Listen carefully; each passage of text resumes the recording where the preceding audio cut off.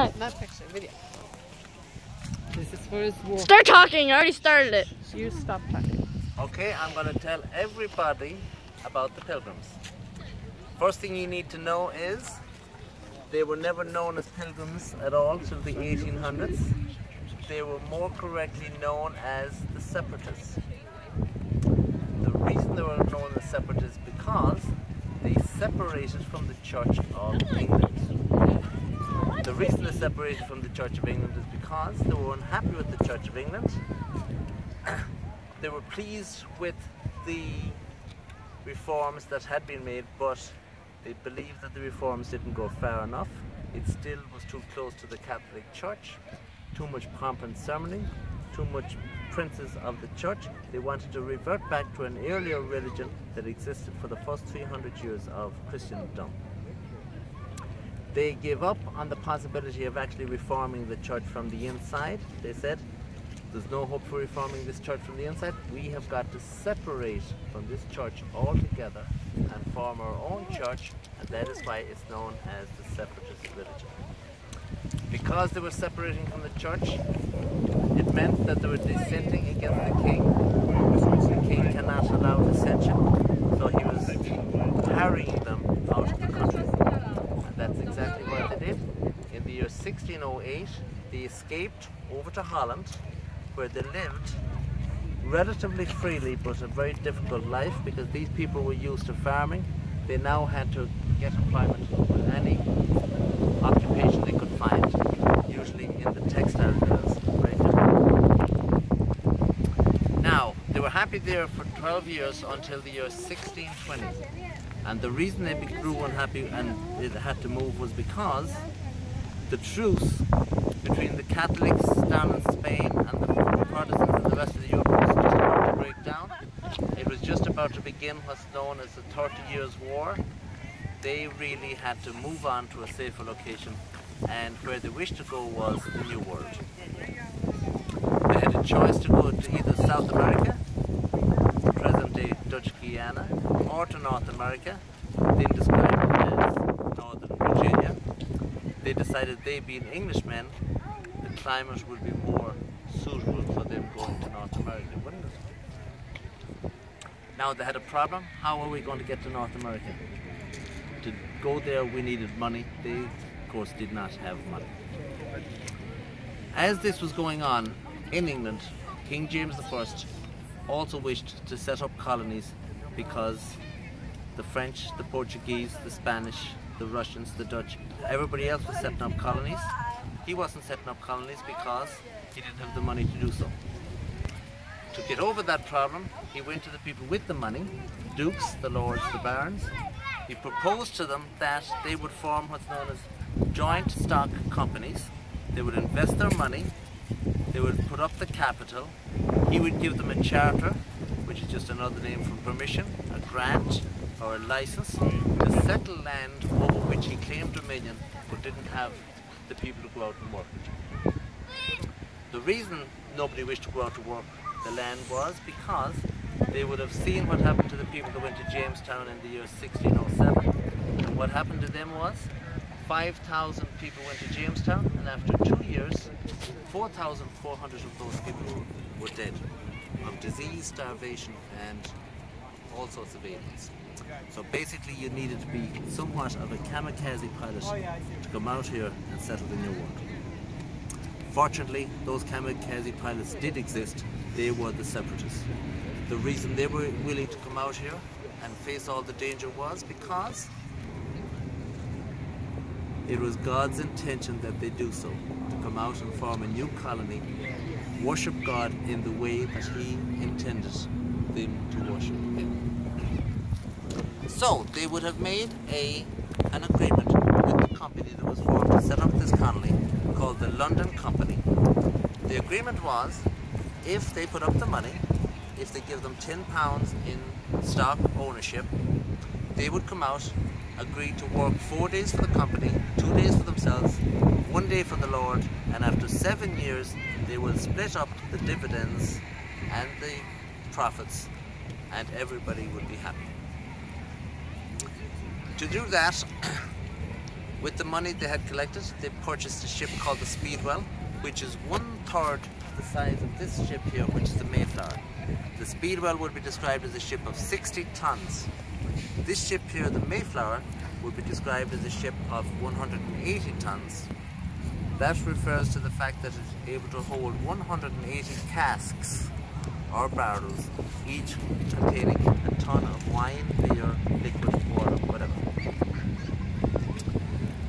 They, in Holland, left Holland in the Speedwell. They went across the English Channel to the port of Southampton. They rented this ship here, the Mayflower. They set off from England in May 1620. As they sailed out into the Atlantic Ocean, they noticed that the Speedwell was leaking. The reason it was leaking was because the captain of the Speedwell, Captain Reynolds, decided to replace the two masts with two larger, stronger masts. That allowed them to have a greater area of sail. Greater area of sail, they were told, would allow them to travel faster across the Atlantic. Was that a good idea? No. Correct. It was not a good idea because a ship would be designed for a certain area of sail. When extra sail was put on it, the forces transferred down to the mast, going into the hull, would stress out the hull, and it would allow cracks to form and it would be leaking like a sieve. So it is understood that Reynolds actually sabotaged that project because the Dutch also wished to settle in Northern Virginia, which is just south of present-day New York, which they did 3 years later in 1623 and settled an area called New Amsterdam. They then had to go back into Plymouth, do repairs. It delayed them 2 months. They didn't set sail till September, with the result that they didn't come off the coast of North America until November. To add injury to insult, when they got off the coast of North America, they realized that they had been blown off course. Instead of being down in Northern Virginia, they're now off the tip of Cape Cod. That is outside the location where they have been given the grant to settle.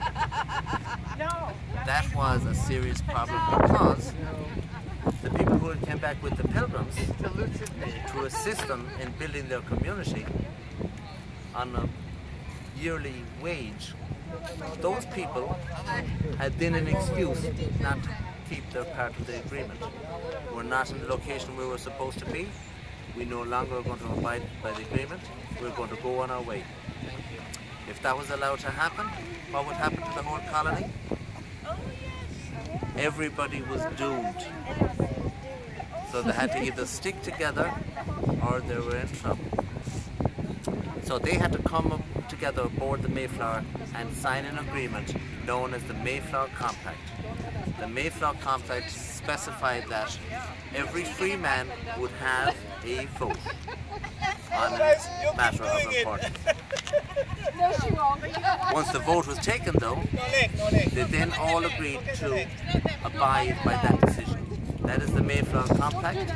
That is important because it's the first democratic document that laid the foundations for the United States 150 years after that.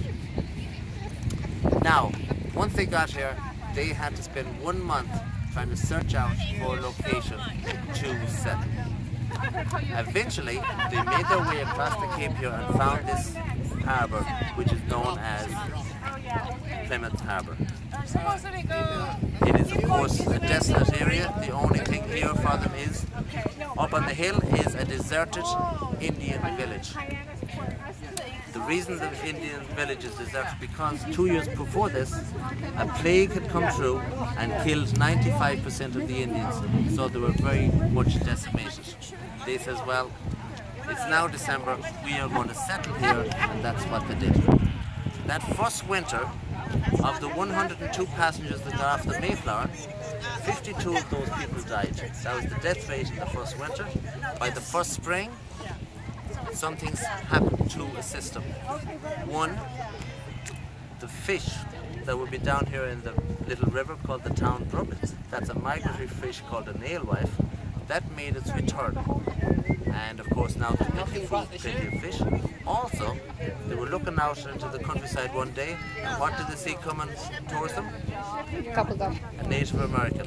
And they were very, very surprised that this man had a few words of English.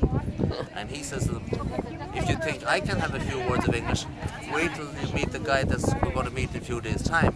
He's well able to speak English. And sure enough, a few days later, an Indian came out of the wood. His name is Squanto, and he can speak perfect English. And the reason Squanto is able to speak perfect English is because in the years before this, English captains coming up here, they would see some Indians, they would grab them, take them aboard ship, bring them back to Europe as a novelty piece or a bit of a joke. And this is what happened to Squanto. He was brought to Spain, he was brought over to England then by some monks, he learned English. Some years later, he decided he would hire himself out as a guide to seafarers coming across. They brought him up to Maine. Eventually, another sea captain brought him down here to his local area. By the time he came back, all his family, of course, and his tribe was wiped out. So he joined the Native Americans that was living here called the Wampanoags. And that is what happened with the Mayflower coming over. It would have came across the Atlantic in 54 days. They would have made an attempt to go down to Northern Virginia. That was a further 2 days. 56 days they got off and settled land and settled in Plymouth. You can stop taping now.